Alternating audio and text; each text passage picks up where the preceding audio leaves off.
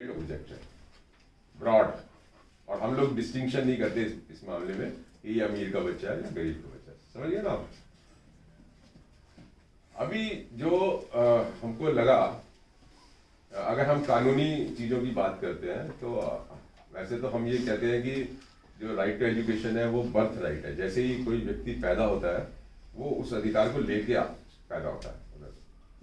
तो उसको कोई ऐसा नहीं है उसको कोई कानून की किताब में लिखना जरूरी है कि इसका अधिकार है।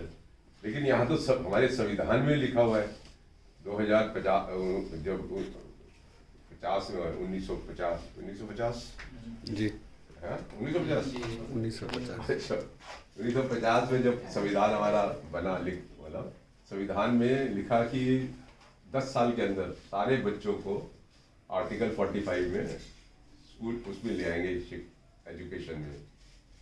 लेकिन हुआ नहीं। फिर 1993 में सुप्रीम कोर्ट ने ये कहा कि जो राइट टू एजुकेशन है वो एक फंडामेंटल राइट है। फंडामेंटल राइट समझते हो? मूल अधिकार समझते हो? मूल अधिकार का मतलब ये होता है कि इसके साथ आप कंप्रोमाइज नहीं कर सकते है?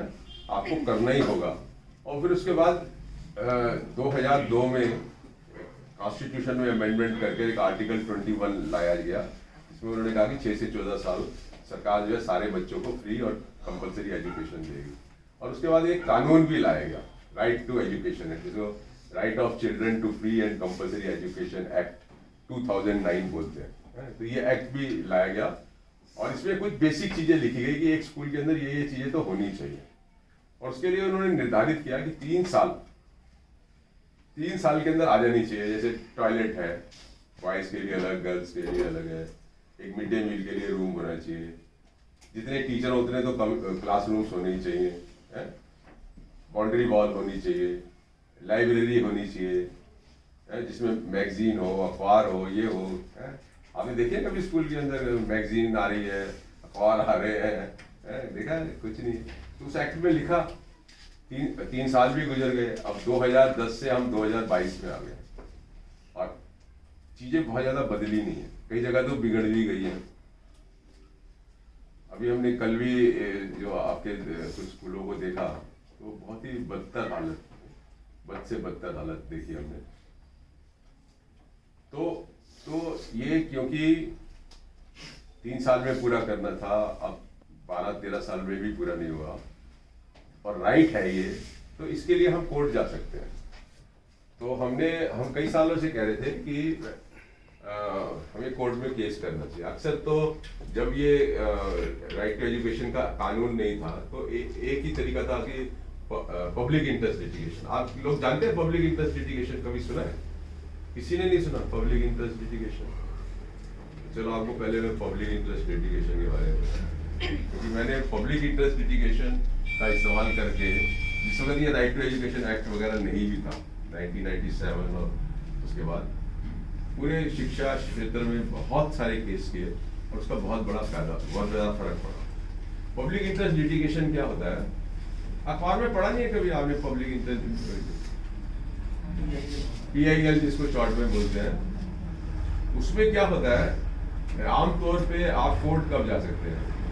जब आपका कोई अपना अधिकार जो है वो वायलेट होता है तो आप जा सकते हैं उसके खिलाफ जिसमें आपका वायलेट है, चाहे वो सरकार हो चाहे वो प्राइवेट हो। कोई आदमी आपको धमकी देता है कि मैं आपका जो है मकान तोड़ दूंगा, आपके मकान में घुसने की कोशिश करता है, तो आपका एक जो राइट है पोजेशन का वो वायलेट होता है। तो आप क्या करोगे? आप कोर्ट पे चले जाओगे कि इसको रोका जाए कि ये मेरे दखलंदाजी ना करे मेरे लिविंग के अंदर। तो आमतौर पे जो मुकदमेबाजी होती है वो आपस के अधिकारों की और ड्यूटीज की होती है, मतलब राइट्स की। लेकिन जो पब्लिक इंटरेस्ट लिटिगेशन है वो ये है जिसको आप भी कर सकते हो और बहुत सारे देश में स्टूडेंट्स करते हैं। और इसके लिए कोई जरूरी नहीं है कि आप लॉ स्टूडेंट हो या लॉयर हो। जब आप कोई किसी दूसरे व्यक्ति के कांटेक्ट में आते हो और ये देखते हो कि इसके राइट्स वायलेट हो रहे हैं, मतलब आपके राइट्स वायलेट नहीं हो रहे, आप समझो किसी दूसरे व्यक्ति के वायलेट्स हो रहे हैं और वो कैपेबल नहीं है कोर्ट में अप्रोच करने के लिए,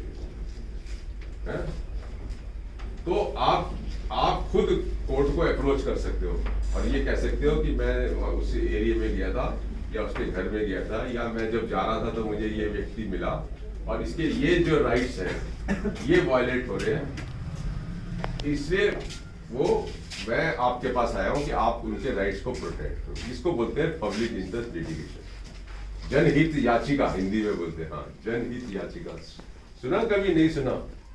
सुना है? किसने सुना? आपने सुना? और कितने लोगों ने सुना? क्योंकि ये भी बड़े आज 70s से चल रहा है ये, मतलब 70s, मतलब आज 30, 40, 50 साल हो गए, 40-50 साल से ये पब्लिक इंटरेस्ट लिटिगेशन चल रहा है। और अगर हमारे नौजवानों ने पब्लिक इंटरेस्ट लिटिगेशन का या जन याचिका का नाम भी नहीं सुना, तो फिर तो हम लोग काफी पीछे हैं, मुझे लगता है। तो ये एक याचिका है जिसने कि आप दूसरे के राइट्स को भी कर सकते हैं। जैसे मैं आपको एक एग्जांपल देता हूँ बहुत इंटरेस्टिंग भी। राइट टू, हमारे दिल्ली में दिल्ली स्कूल एजुकेशन एक्ट है।